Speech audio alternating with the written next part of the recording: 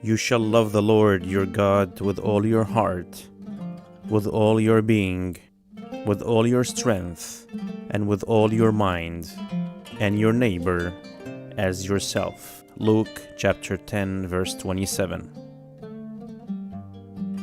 These words were spoken by a scholar of the law to Jesus. He was quoting the Old Testament law of Leviticus and Deuteronomy. Leviticus chapter 19, verse 18, and Deuteronomy chapter 6, verse 5, and chapter 10, verse 12. Jesus commended him for speaking these words. But then the scholar asked Jesus, "And who is my neighbor?" Jesus responded by telling him the familiar story of the Good Samaritan.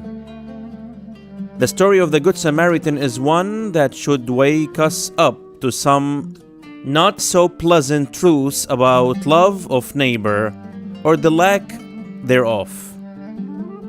First, a priest and a Levite walked by the beaten and suffering man on the side of the road and ignored him, passing on the opposite side of the road. Then the Samaritan walked by, was filled with compassion, and went out of his way to help the man. The conclusion is obvious. We should be like the Good Samaritan who showed mercy to the man in need. On an intellectual level, it is easy to conclude this fact. However, in practice, it is not always the case. It's interesting that Jesus used a priest in the story as the first person to walk on the opposite side of the road. One thing this tells us is that too often we seek a so-called exterior holiness, while in truth we lack authentic interior holiness. The priest can be seen as a symbol of those who claim to be Christian on the surface but fail to live their holiness in their actions. Without living true love of neighbor, we are frauds and do not live up to our sacred calling.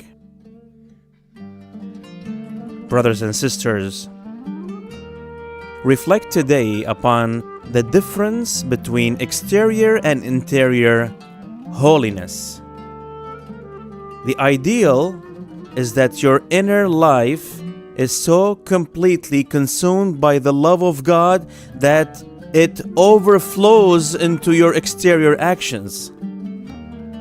If your love of God is not fully alive within the depths of your heart, there is no way that you can, in fact, be truly holy. Let us pray. Lord of true holiness, help me to authentically love you with my whole heart, mind, soul, and strength. Help me to have such an honest love for you that it also overflows into my love for others.